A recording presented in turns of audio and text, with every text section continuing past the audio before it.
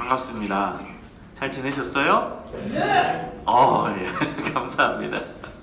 조금 좁은 공간에 오니까 더 좋은 것 같아요. 꽉 찼네요. 꽉 차서 한눈에 다 볼 수 있어서 얼마나 좋은지 모르겠습니다. 우리가 지금 하나님께 예배를 드리고 있는데요. 오늘은 예배에 대해서 좀 깊게 생각해 보는 시간이 되었으면 좋겠습니다. 여러분, 신앙생활에 있어서 본질이 무엇일까요? 뭐니 해도 예배입니다. 예배는 신앙생활의 본질이자 기본이자 핵심입니다. 우리 하나님은 예배자를 찾으십니다. 봉사자를 찾으시는 게 아니라 예배자를 찾으십니다. 예배가 가장 우선순위입니다. 하나님은 헌신하는 사람을 찾으시는데요. 그 헌신은 예배에 대한 헌신입니다. 그렇다면 우리가 신앙생활을 잘하고 있는지 성찰해 보는 질문은 나는 예배를 잘 드리고 있는가입니다. 나는 하나님 앞에 온전한 예배자인가? 이 부분에 대해서 여러분이 성찰적인 질문을 스스로에게 던져보셔야 됩니다. 신학자인 칼 바르트는 이런 이야기를 했습니다. 인간이 살아가면서 할 수 있는 것 중에 가장 중요하고 가장 긴급하고 가장 영광스러운 행동이 바로 예배다. 여러분, 그렇게 믿으십니까? 인간을 여기서 나로 바꿔보세요. 내가 살아가면서 할 수 있는 것 중에 가장 중요하고 가장 긴급하고 가장 영광스러운 행동이 예배. 맞으십니까? 네. 여러분 정말 그렇게 생각하세요? 예배가 가장 중요하다. 예배가 가장 내가 제일 먼저 해야 되는 긴급한 일이다. 그리고 가장 기쁘고 가장 영광스러운 행동이다. 나의 삶에서. 그게 예배가 되어야 합니다. 오늘 본문을 보면요. 먼저 첫 번째 본문입니다. 느헤미야서 8장 5절에서 10절. 이 본문을 보면 이스라엘 백성들이 52일 만에 모든 유혹과 어려움을 극복하고 성벽을 재건하는 내용이 나옵니다. 이스라엘은요, 여러분 역사를 조금 아시는 분들은 아실 테지만 하나님의 말씀을 거역해서 결국에는 바벨론에 의해서 망하고 포로기의 경험을 하게 됩니다. 70년간 포로로 끌려가서 포로 생활을 하게 돼요. 얼마나 비참하고 얼마나 불쌍하고 얼마나 안타까운 역사입니까? 하나님의 때가 돼서, 다시 말하면 이제 이스라엘 백성들이 회개한 거예요. 바벨론에 가서 자신들의 잘못, 하나님을 버린 죄, 이 부분에 대해서 철저하게 회개를 하게 됩니다. 그리고 하나님의 때가 이르러서 70년 후에 다시금 돌아오게 됩니다. 포로 생활을 이제 청산하고 고향 땅 이스라엘로 돌아오게 됩니다. 인구가 많았기 때문에 한 번에 돌아오지 못했어요. 3차에 걸쳐서 돌아오게 됩니다. 1차, 2차, 3차. 1차 때 돌아와서 제일 먼저 했던 일은, 그때 이제 지도자들은 학계 스가랴, 스룹바벨, 정치적 지도자는 스룹바벨이었고요. 종교적 지도자는 학계 스가랴. 학계 스가랴 아시죠? 성경에 학계 스가랴, 말라기 나오잖아요. 그 학계 스가랴입니다. 그 처음 1차 포로 때 돌아와서 했던 일은 성전을 지은 거예요. 여러분, 이 자체가 벌써 이스라엘 백성들이 정신 차렸다라는 뜻이에요. 그쵸? 돌아와서 자신들의 집을 지은 게 아니라 먼저 하나님의 집을 지었다라는 거예요. 지금은 우리가 이 공간보다, 이제 뒤에 설명할 테지만, 공간보다 하나님께 예배드리는 시간이 더 중요하거든요. 그게 신약적 개념에서의 예배거든요. 그런데 구약에서는 공간이 중요합니다. 그래서 공간을 먼저 지었다, 그 자체는 가장 우선순위를 여기에 두었다라는 뜻이에요. 집을 먼저 졌어요? 그럼 내 삶이 우선이라는 뜻이에요. 내 집을 먼저 지었다라는 것. 근데 하나님의 집을 지었다, 성전을 지었다, 그것은 하나님이 내 삶의 우선순위다, 이 뜻이에요. 그러니까 이스라엘 백성들이 포로로 돌아와서 나라를 건설할 때 성벽을 지은 게 아니라 먼저 성전, 하나님의 집을 지었다라는 건 벌써 이들이 회개를 잘했구나. 이들이 포로기의 생활을 지나면서 하나님을 붙잡는 생활을 했구나, 변화됐구나 라는 것을 검증할 수 있는 거예요. 그래서 돌아와서 처음으로 했던 것은 성전을 짓습니다. 그리고 두 번째 돌아왔을 때 2차 포로 때 지도자가 바로 오늘 본문에 나오는 에스라입니다. 에스라는 이스라엘 사람들을 이끌고 2차 포로 귀환 때 돌아왔어요. 이 에스라의 직업은 제사장 겸 율법학자, 다시 말하면 종교 지도자의 역할을 했다라는 것입니다. 그리고 3차 포로기한 때 지도자는 느헤미야입니다. 이 사람도 정치적 지도자입니다. 총독이라는 표현을 쓰고 있는데요. 정치적 지도자로 이스라엘 백성들을 마지막 이끌고 와가지고 무엇을 했냐면 성벽을 짓게 됩니다. 성벽은 왜 중요해요? 고대 사회에서는 성벽을 건설해야만 나라로 인정받는 거예요. 그래서요, 성벽을 지을 때 주변 나라들이 엄청나게 괴롭혔어요. 왜? 성벽을 짓는 순간 쟤네들 이제 나라구나, 나라로 인정해야 되는구나가 되기 때문에 그게 싫은 거예요. 그래서 주변 나라들이 성벽을 짓지 못하도록 막 방해하고 밤에 와가지고 성벽을 막 허물어뜨리고 조금 건설하려고 하면은 몰래 사람들 보내가지고 괴롭히고 못 짓게 막고 사람 잡아가고 막 그런 일들이 벌어지게 된 거예요. 그래서 이스라엘 백성들은 한 손에는 칼을 들고 한 손에는 벽돌을 들고 성벽을 쌓았어요. 지으면서 외적이 침입하면 싸우고 또 짓고 이렇게 어려운 과정을 겪으면서 기적적으로 52일 만에 성벽을 짓게 됩니다. 그게 오늘 본문의 배경이에요. 성전도 이미 지었어요. 이제 성벽도 52일 만에 지었어요. 그 다음에 제일 먼저 했던 일이 모든 백성이 광장에 모여서 하나님 앞에 예배를 드리게 됩니다. 그 예배 드리는 장면이 바로 느헤미야 8장 5절에서 10절의 장면입니다. 여러분 상상해 보세요. 얼마나 감격스러웠겠어요. 이제 돌아와가지고 이제 포로는 끝났어요. 돌아와서 성전 하나님의 집도 지었고요. 그 다음에 우리가 살 벽, 성벽, 그 마을도 건설을 한 거예요. 이제 드디어 나라가 시작이 되는 것입니다. 얼마나 감격스러웠겠습니까? 5절을 보세요. 5절을 보면 종교 지도자였던 에스라가 모든 백성 위에 서서 율법책, 우리로 말하면 성경책을 펴서 온 백성이 다 같이 일어났어요. 여러분 상상해 보는 거예요. 성전 앞에 있고 성벽은 뒤에 있고 그 다음에 광장에서 온 백성이 다 있는 거예요. 그리고 성경책을 갖고 왔어요. 율법책을. 그리고 에스라가 탁 폈어요. 전부 기립을 한 거예요. 얼마나 감격스러운 장면입니까? 그리고 6절을 보세요. 6절에 보니까 에스라는 위대하신 하나님 여호와를 찬양했어요. 하나님 찬양합니다. 우리가 이렇게 예배드릴 수 있도록 인도해 주셔서 진심으로 감사하고 찬양합니다. 두 손 들고 먼저 에스라가 외친 거예요.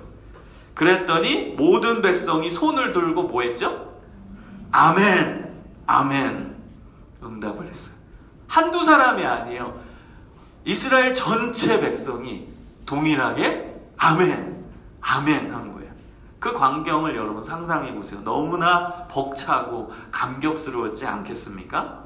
그 다음은 뭘 했냐면 몸을 굽혀 땅바닥에 무릎을 꿇은 거예요. 그리고 얼굴을 땅에 대고 하나님을 찬양한 거예요. 하나님께 무릎을 꿇고 경배하는 모습을 보이는 것입니다. 그 다음 이제 7절을 보세요. 7절을 보니까 하나님의 일을 하기 위해 선택받은 13명. 성경 읽기 어려우셨죠? 이름들이 굉장히 낯설어서. 세 보면 13명이에요. 그 13명과 레위 사람들이 그룹을 지어가지고 율법을 깨닫게 하는 일을 했어요. 다시 말하면 여러분 온 백성이 같이 모여있으니까 인구가 얼마나 많았겠어요. 그러니까 한 사람이 앞에서 서서 성경을 못 가르쳐요. 너무 많으니까. 한마디로 그룹을 지어서 성경 공부를 한 거예요. 13명과 레위 사람들이 흩어져가지고 그 지도자들이에요. 종교적 지도자들. 그래서 그룹 지어, 우리도 소그룹 있잖아요. 셀도 있잖아요. 그것처럼 그룹을 지어가지고 그룹 바이블 스터디를 한 거예요. 그룹별로 하나님의 말씀을 깨닫게 할 수 있도록 그 역할을 이 리더들이, 종교적 지도자들이 해 주었다라는 거예요. 이제 놀라운 역사가 일어났어요. 그 성경 말씀을 듣고 깨달은 순간 이 백성들에게 어떠한 반응이 일어나요? 울기 시작하는 거예요. 너무 감격스럽고 너무 감동스럽고 그리고 은혜 받으면 우리가 울 때가 있잖아요. 눈물이 막 터져 나오는 거예요. 그래서 곳곳에서 백성들이 울기 시작합니다. 흐느껴 우는 사람도 있고 엉엉 우는 사람도 있고 눈물바다가 된 것입니다. 그랬더니 느헤미야와 이스라엘 백성들을 이제 가르쳤던 그 레위 사람들은 이렇게 말합니다. 오늘은 하나님의 성일이다. 오늘은 거룩한 날이다. 오늘은 하나님의 날이다. 그러니까 어떻게 하래요? 울래요? 슬퍼하래요? 뭐 하래요? 기뻐하라. 여러분, 하나님의 날은 기뻐하는 날이에요. 하나님의 거룩한 날, 주일은 기뻐하는 날입니다. 울지 말라고 말립니다. 그리고 10절에 정확하게 이 여호와의 성일이 어떤 날인지를 설명해 줍니다. 이 날은 하나님의 날이고 기쁜 날이니까 우리 인간적인 표현으로 바꾸면 축제의 날이라는 거예요. 페스티벌이에요. 축제의 날. 그러니까 우리 하나님을 찬양하고 경배하면서 축제하자, 이렇게 얘기하는 거예요. 그래서 축제에 필요한 게 뭐죠? 먹을 거죠. 축제의 상징은, 이때 이스라엘 민족들에게 축제의 상징은 단 것을 먹는 거였어요. 주일날 너무 초콜릿 이제 드실 때 이제 합리화하세요. 초콜릿 먹으면서 주일은 단 거 먹는 날이야. 그래서 단 것도 먹고, 그 다음 살찐 염소, 살찐 소, 살찐 양을 잡아서 그 고기를 나누는 거예요. 그래서 살찐 거 먹자. 그리고 단 것을 마시자. 그리고 서로 나눠주라, 이것을. 오늘은 기쁨의 날, 오늘은 축제의 날이다.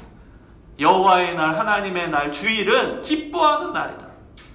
그리고 이제 느헤미야가 선포합니다. 여호와로 인하여 기뻐하는 것이 너희의 힘이니라.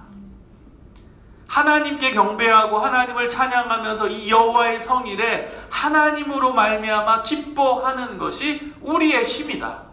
그것이 우리의 근원적인 힘이다. 인생을 살아갈 수 있는 힘이다. 여러분, 주일날 하나님께 예배드리고 하나님 때문에 기뻐하는 것이 여러분 일주일 동안의 삶에서 발휘할 수 있는 능력이 됩니다.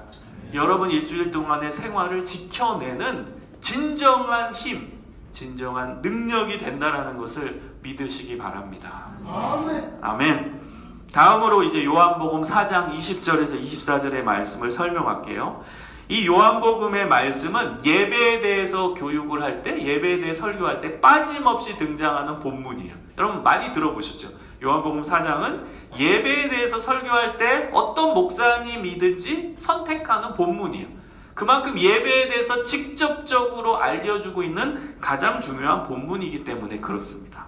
이 본문에서 예수님께서는 사마리아에 있는 수가라는 동네에 들어가십니다. 여러분, 사마리아는 어떤 지역이었냐? 역사상 이스라엘 지역은요, 북쪽은 갈릴리 지역, 그 다음 남쪽은 유다 지역, 가운데는 사마리아 지역이 들어가 있어요.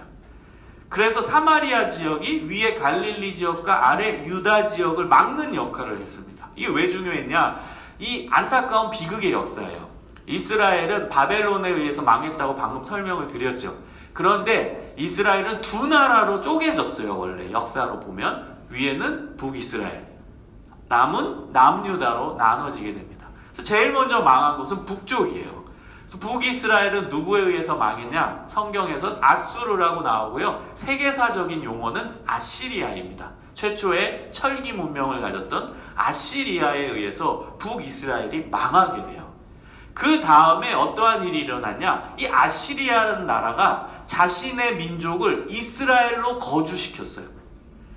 그래가지고 아수르 사람들이 이스라엘로 집단 이주해 와서 거주한 곳이 사마리아 지역이었어요.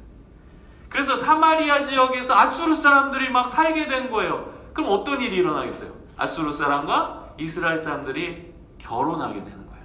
결혼을 했더니 혼혈이 나오게 되는 거죠.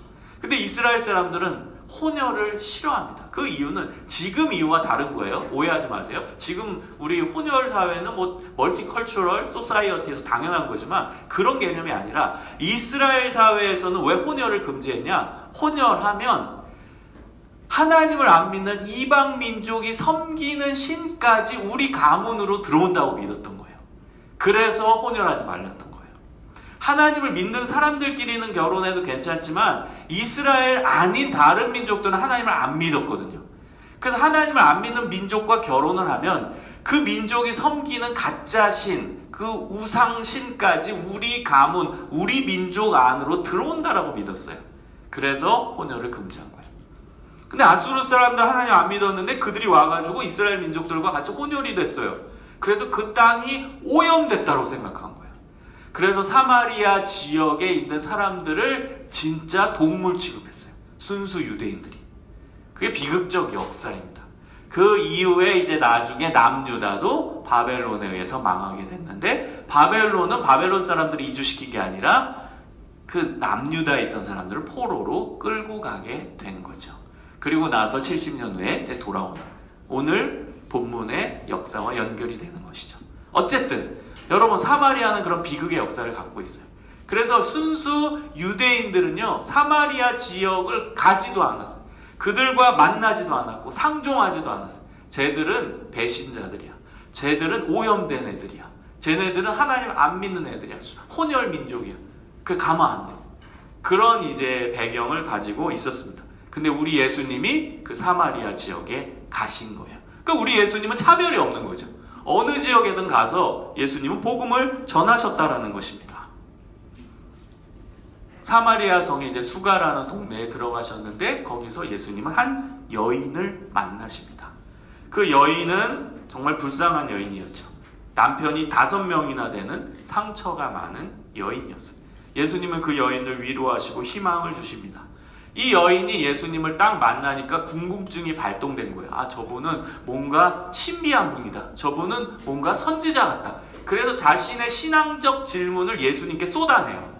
그 첫 번째 질문이 바로 예배에 대한 것이었습니다. 예배가 무엇인가? 20절을 보세요. 이 여인은 예수님께 이렇게 말합니다. 우리 조상들은 이 산에서 예배하였는데 당신들, 여기서 당신은 순수 유대인이에요. 예수님도 순수 유대인이거든요. 그래서 당신들, 순수 유대인들의 말은 예배할 곳이 예루살렘에 있다 하더이다. 이게 어떤 배경인지 지금 이걸 위해서 제가 설명을 했던 거예요. 자, 사마리아 사람들은 순수 유대인들이 진짜 동물 취급했어요. 그래서 예루살렘에 갈 수가 없었어요. 예루살렘은 제가 아까 전에 이스라엘이 세 부분으로 나눠진다고 했죠. 갈릴리죠, 중간에 사마리아죠, 아래 유다 지역이 있다고 했죠. 예루살렘은 아래 유다 지역에 있던 도시입니다. 핵심 도시, 수도와 같은 역할을 했던 종교적 수도였어요. 근데 그 예루살렘에 뭐가 있었죠?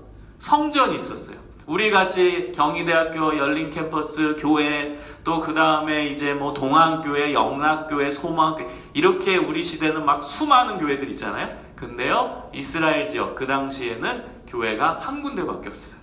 어디에? 예루살렘 한 군데 있었어요. 그래서 사람들이 예배 드리려면 예루살렘으로 와야 돼요. 무조건 예루살렘에서만 예배 드려야 돼요. 딴 데선 예배 드리면 안 돼요. 교회가 한 군데밖에 없어요. 자, 근데 사마리아 사람들도 예배 드리려면 어디 가야 돼요? 예루살렘에 가야 돼요.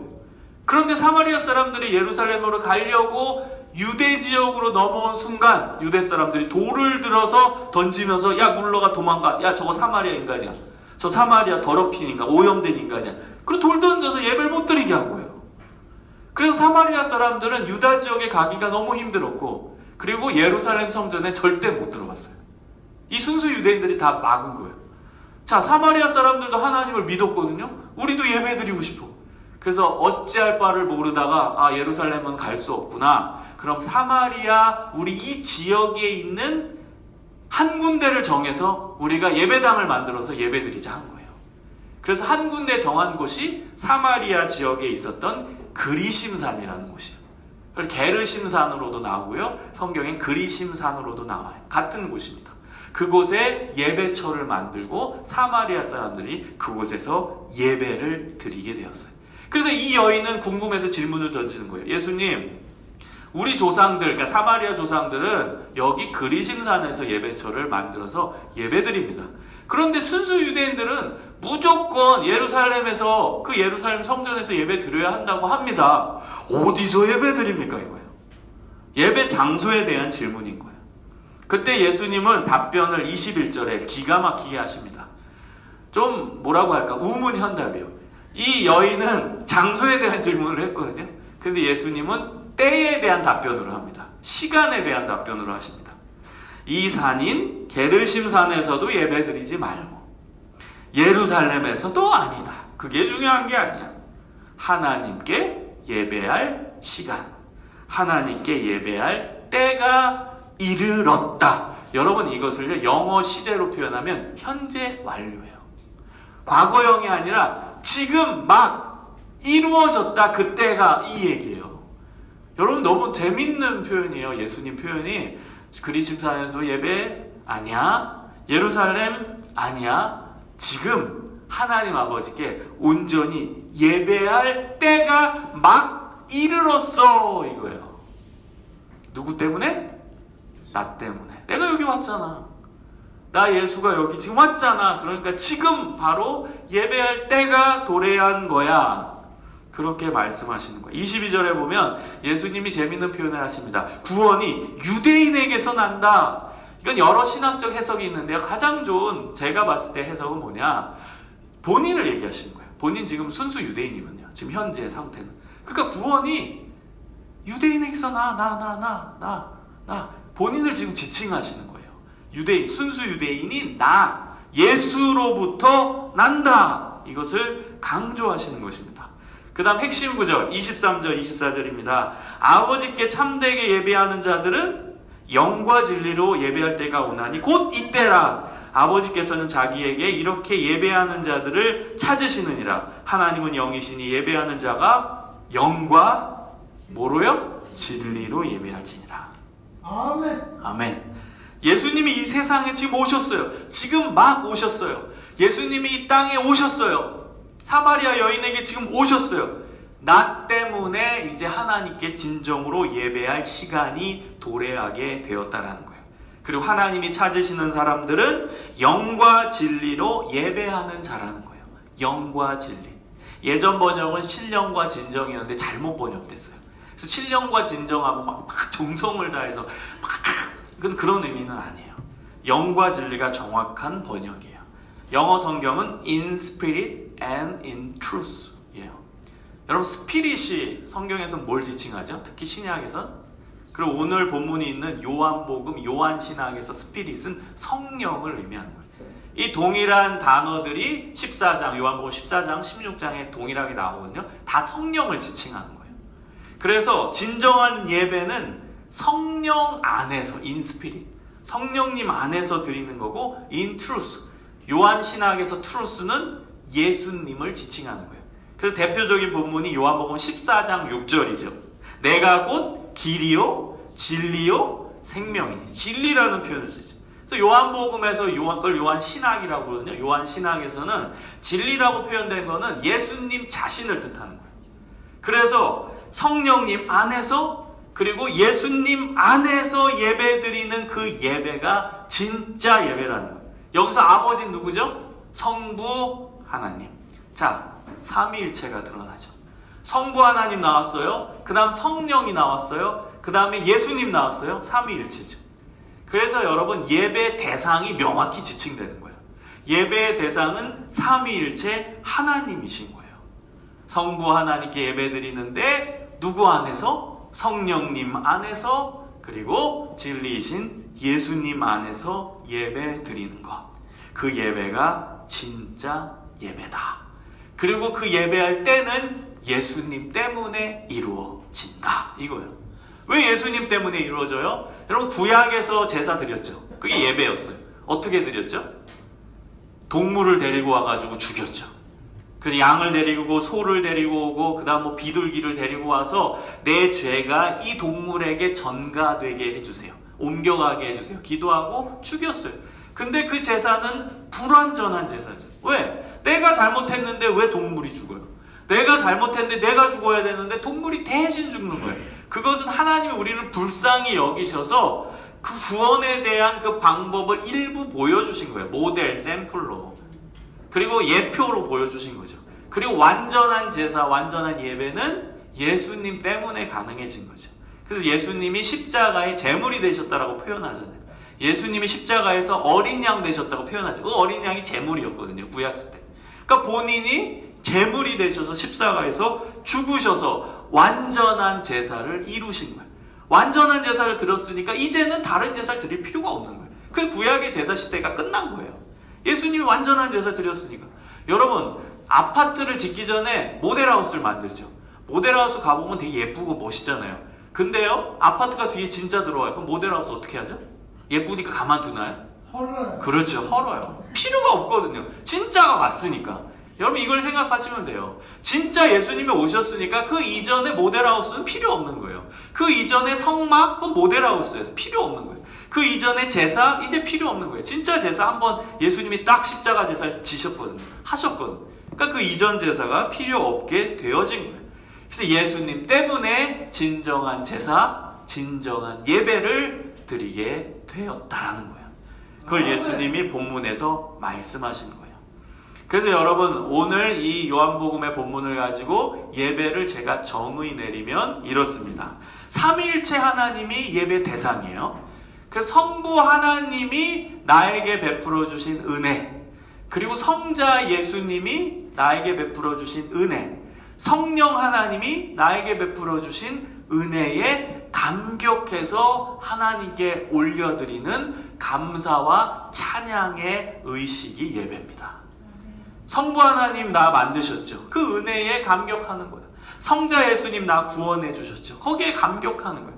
성령 하나님 지금 내 안에 계셔서 나를 인도하고 계시잖아요. 지금 성령의 시대예요. 우리와 함께 동행하시고 나와 함께, 여러분 마음속에 계세요. 매일 동행하시는 그분이 성령이면 나와 함께 하시고 나를 동행하시고 나를 지켜주시는 그 은혜에 감격해서 그 삼위일체 하나님께 올려드리는 감사와 찬양의 의식이 바로 예배입니다. 여러분 이 예배 드리고 계세요? 이것이 예배입니다, 여러분. 그럼 오늘 이제 느헤미야의 말씀과 요한복음의 말씀을 이제 종합해서 우리가 진짜 하나님께 제대로 예배 드리기 위해선 어떻게 해야 되는지 그 적용점을 찾아보겠습니다. 첫 번째입니다. 여러분 삶의 최우선 순위가 예배가 되어야 합니다. 그게 우리의 적용점 첫 번째입니다.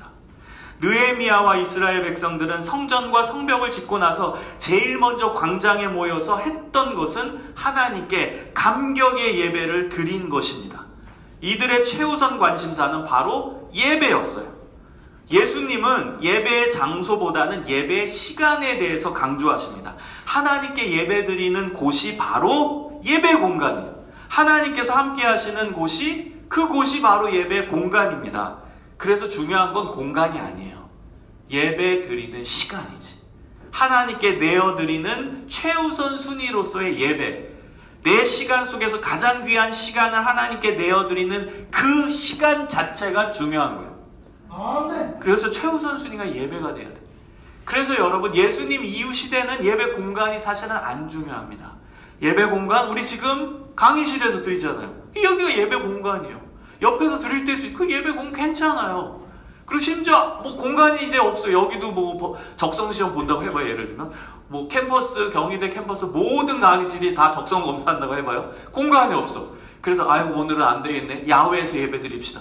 거기가 예배당이 되는 거예요. 그 예수님 오신 이후에는요, 공간은 아무 문제가 없어요. 공간이 중요한 게 아니라 뭐가 중요하다고요? 예배 드리는 시간, 때가 중요한 겁니다. 내가 하나님께 내어드리는 그 시간 자체가 중요한 거예요. 그래서 여러분의 삶의 최우선 순위의 시간을 예배 드리는 시간으로 삼기를 소망합니다. 아멘. 여러분 세계적인 육상 선수였던 에릭 리들 있죠. 저는 이분을 너무 좋아해서 이분에 관련된 영화가 이제 나왔는데 그것도 보고 이분과 관련된 전기문, 뭐 자서전 여러 뭐 자료들을 다 찾아봤어요. 그만큼 좋아하는 제 신앙의 모델입니다. 에릭 리들. 이 사람은 스코틀랜드 출신의 영국 육상 대표입니다. 그것도 스프린터예요. 100m 선수였어요. 이 선수는 1924년에 제8회 파리 올림픽에 영국 대표 선수로 출전했어요. 여러분 지금도 육상의 꽃은 무엇이죠? 100m? 그렇죠. 예, 마라톤. 아이고, 마라톤도 그렇지만요. 예, 100m도 그렇습니다. 예, 100m 그 결승전이 최고의 시청률을 기록합니다. 그만큼 최고 올림픽에서 최고의 빅 이벤트는 100m 결승전이에요. 그때도 마찬가지였어요. 1924년 파리 올림픽 때도 최고의 이벤트는 100m 육상, 남자 대표 육상 결승이었어요. 그런데요, 이 에릭 리들은 그 당시에 세계 랭킹 1위였어요. 그래서 최고 이제 유망한, 당연히 이제 에릭 리들이 금메달 딸 거다. 금메달이 중요한 게 아니라 세계 신기록을 분명히 세울 건데 몇 초에 깨냐, 이게 이제 관건이었어요, 그 당시에. 그래서 이 사람이 예선전에 이제 출전합니다. 그런데요, 예선전 경기 일정이 발표됐는데 하필이면 휴일이었어요. 주일. 그래서 주일 3시와 5시로 발표되니까 이 사람이 출전 안 하기로 결정합니다. 예배 때문에. 예, 예배 때문에. 여러분 너무너무 굉장한 거 아닙니까? 이거는요 너무너무 엄청난 거죠. 예를 들면은 뭐 김연아 선수는 뭐 유력했던 밴쿠버 올림픽 때, 동계 올림픽 때 금메달 후보였잖아요. 근데 이제 예를 들면 김연아 선수가 갑자기 나 예배 드리려고 출전 안 하겠다, 이거와 똑같은 거예요. 난리 났겠죠. 우리나라 국민이 막 난리 났겠죠. 이 사람이 출전 안 한다니까 이제 영국 언론들이 난리가 난 거예요. 그래서 다음 면에 신문에 에릭 리드를 다 공격하는 이제 메인 기사들이 다 뜨게 되었어요. 제가 그걸 찾아봤더니 한국말로 번역했더니 이렇습니다.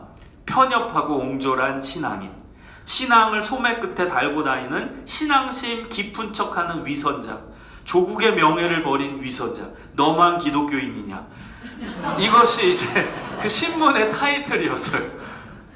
얼마나 비난을 받고 얼마나 공격하고 욕을 했는지 모릅니다. 그 사람은요, 그 예선전 경기가 있던 그 시간에 뭐 했냐, 스커크 교회라는 곳에 가서 간증하면서 예배 드렸어요. 대단한 사람이죠. 그럼 이 사람이 이제 선수 인생이 끝났을 것 같은데, 이 사람이 갑자기 나 400m 출전하겠다라고 신청을 한 거예요.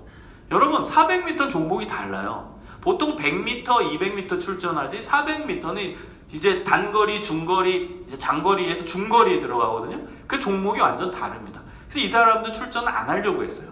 그런데 갑자기 난 400m 출전하겠다고 신청을 한 거예요.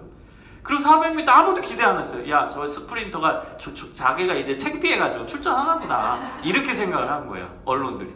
400m 출전했는데 그 당시에 이제 신기록, 세계 신기록으로 금메달을 땄어요.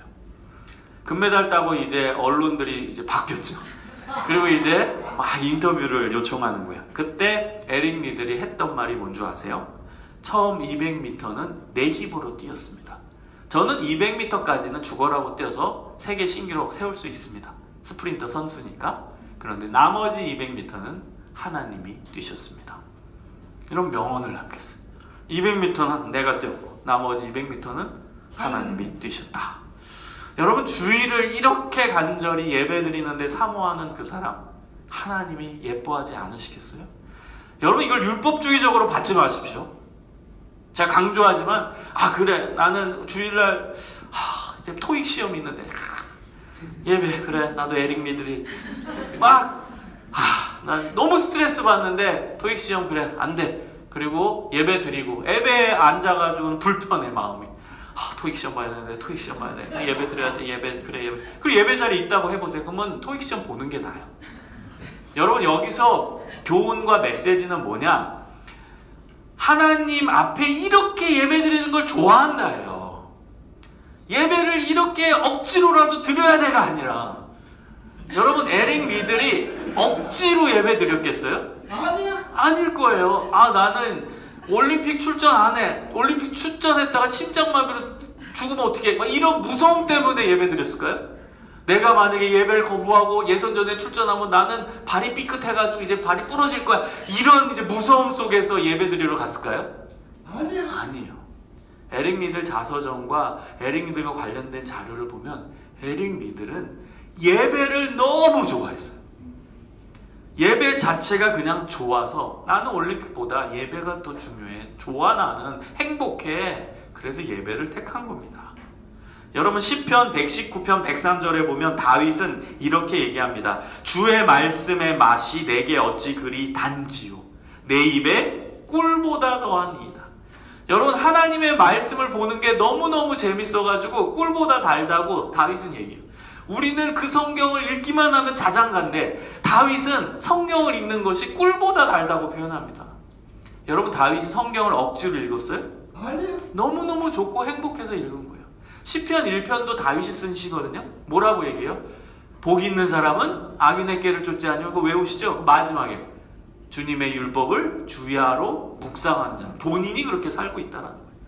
주야가 뭐예요? 밤낮이잖아요. 밤낮으로 나는 하나님 말씀을 보고 묵상한대요. 왜 그럴까요? 좋으니까. 말씀 보는 게 너무 행복하니까. 여러분, 이러한 신앙인이 가장 행복한 신앙인입니다. 말씀 보는 시간을 내어서 하나님께 말씀 보고, 기도하는 시간 내어서 하나님께 기도하고, 예배 드리는 시간 하나님께 내어서 예배 드리고. 왜? 그게 너무 좋으니까. 그러한 멋있는 신앙인, 행복한 신앙이 되시기를 소망합니다. 아멘. 여러분, 예배가 좋아야 돼요. 예배가 즐거워야 돼요. 예배 드리는 이 시간이 너무 행복해야 돼요. 하나님께 내어드리는 이 시간, 가장 행복한 시간으로 여러분 만드십시오. 그 사람이 진짜 예배자입니다. 두 번째입니다. 여러분, 하나님께 집중하는 예배를 드리십시오. 요한복음의 예수님 말씀을 통해서 진정한 예배자가 되려면 성령님 안에서, 예수님 안에서 드려야 됨을 알 수 있어요. 근데 그 앞에 이렇게 얘기합니다. 하나님은 영이시니. 영이라는 표현을 써요. 저는 여기서 인사이트를 얻은 게, 여러분, 하나님 영이라는 건 눈에 보인다라는 거예요? 보이지 않는다라는 거예요? 영은 안 보여요. 영은 공기와 같은 속성을 갖고 있어요. 영은 와이파이 전파와 같은 속성을 갖고 있어요. 안 보여요. 근데 존재는 있어요, 없어요? 있지요. 그게 영의 속성입니다. 그래서 여러분, 눈에 안 보이기 때문에 우리가 하나님의 존재를 잊어버릴 때가 너무 많아요. 안 보인다라는 이유 하나만으로. 존재는 계신데. 그러니까 여러분, 안 보이니까 예배 드릴 때도 안 보이니까 뭐 그냥 대충. 그 다음에 안 보이니까 머릿속에 이제 전 세계를 이제 여행하고 계시죠. 계속 여기 갔다 저기 갔다. 그 다음에 뭐 지난 어제 봤던 뭐 텔레비 프로그램도 생각했다. 오늘 예배드리고 뭐 할까? 친구랑 뭐 먹을까? 저녁 때 뭐 할까? 이런 생각들이 막 둥둥둥둥 떠다니는 거예요. 왜? 예수님이 눈에 안 보이니까. 하나님이 안 보이니까. 영이니까. 우리 당연한 거예요. 나도 그래요. 여러분만 그런 게 아니라. 그래서 하나님께 더 집중해야 돼요. 안 보이기 때문에 더 집중해야 됩니다. 요한계시록 3장 20절에 보면, 볼지어다 내가 문 밖에 서서 두드리노니 누구든지 내 음성을 듣고 문을 열면 내가 그에게로 들어가 그와 더불어 먹고 그는 나와 더불어 먹으리라. 여러분, 예수님은 우리가 정말 우리 마음문을 열고선 그때 이제 들어오신다고 말씀하시거든요. 우리가 집중해서 우리 마음문을 열어서 예수님 환영합니다. 예수님께 예배드립니다. 예수님, 제가 하나님께 모든 것을 쏟아냅니다. 이 간절한 표현이 있어야 돼요. 그때 우리에게 들어오셔서 우리와 함께 교제하시는 분이 예수님이에요. 예레미야서 33장 3절에 보면은, 너는 내게 부르짖으라. 내가 내게 응답하겠고 내가 알지 못하는 크고 비밀한 일을 내게 보이리라. 아멘. 여러분, 부르짖으라가 뭐 같아요? 그냥 겉으로 막 소리치며 기도하라라고 생각하세요? 간절함의 표현이에요. 여러분, 이렇게 간절하게 하나님을 찾으면 하나님이 만나 주신다라는 거예요. 예레미야 29장 13절에도 동일한 구절이 있어요. 너희가 전심으로 나를 찾고 찾으면 나를 만나리라. 전심, 홀허트죠. 내 모든 걸 다 바쳐서 간절히 하나님을 찾으면 그때 만나주세요. 여러분, 우리 예배드리는 태도가 이렇게 돼야 돼요. 전심으로 하나님을 찾고 온 마음과 온 정성을 다 쏟아서, 그건 집중이에요. 집중해서 예배 드릴 때 하나님이 만나주시고 하나님께서 그 예배를 기쁘게 받아주시는 겁니다. 그래서 여러분, 하나님 영이세요. 눈에 안 보이니까 우리는 하나님 잊어버릴 때 너무 많아요. 조심하셔야 돼요. 눈에 보이진 않지만 하나님 계세요. 지금 여기 계세요. 그럼 여러분, 더 집중해서 하나님께 참된 예배를 드리시기를 소망합니다. 마지막 세 번째입니다. 어떤 적용점이 있냐? 하나님을 경배하고 찬양하는 마음을 보여드리는 예배가 되게 하십시오. 진정한 예배는 하나님을 경배하고 찬양하는 거예요. 제가 아까 예배 정의 내렸죠? 하나님께 감사하고 찬양하는 예식이 예배라고 했어요. 예수님 당시 유대인들은 예루살렘에서만 예배 드려야 된다는 형식과 율법에 얽매여 있었어요. 반대로 사마리아 사람들은 게르심산에서만 예배 드려야 된다는 형식과 잘못된 율법에 얽매여 있었어요. 중요한 건 뭐예요? 예배의 마음이죠. 진짜 하나님께 예배 드리는 내 마음이 중요한 것이죠. 그 마음은 하나님께 경배하고 하나님께 찬양하는 마음이에요. 에스라는 위대하신 하나님 여호와를 찬양했어요. 온 백성들은 두 손 들고 아멘 아멘 응답했어요. 그리고 엎드려서 하나님을 경배했어요. 그 경배가 찬양이에요. 그리고 온 백성들 다 하나님을 경배하고 찬양했어요. 느헤미야는 말합니다. 하나님의 성일은 기쁜 날이다. 왜 기뻐요? 하나님을 찬양하는 날이니까. 여러분, 기쁜 이유가 있는 거예요. 기쁜 이유는 하나님을 찬양하는 날이니까. 아멘. 그래서 슬퍼하지 말라는 거예요. 하나님을 찬양하는 날이니까 기뻐하라. 하나님을 찬양하는 날이니까 축제의 날이다. 이것입니다. 여러분, 주일은 하나님을 찬양하는 날. 매일매일 하나님을 찬양하는 날이지만 이 주일은, 예배는 특히 공동체가 모여서 함께 하나님을 찬양하는 날이에요. 그래서 더 의미가 있고 더 좋은 날입니다. 여러분, 예배 드리러 나오실 때는 여러 가지 마음이 있을 겁니다. 뭐 위로받고 싶어서 예배 나오시는 분도 있을 테고, 또 너무 억울한 일이 있어서 그 억울함 풀려고 나오시는 분들도 있을 테고, 그리고 너무 지쳐서 그냥 예배 문턱에라도 갔으면 해서 나오신 분도 있을 거예요. 다양한 동기와 목적으로 예배 나오셨을 테지만, 예배 시작되는 순간부터는 오직 우리는 하나님을 찬양하는 데 집중해야 됩니다. 아멘. 그게 예배예요. 하나님 위로해 주세요, 위로해 주세요, 이거 아니에요. 그건 제가 지난번에도 말씀드렸죠. 예배 다 드리고 나서 하나님이 예배 후에, 예배의 결과로서 하나님이 내 마음도 위로해 주시고 내 마음 다독여 주시고 억울함도 풀어주시고, 그건 예배의 결과로서 하나님이 주시는 또 다른 선물이에요.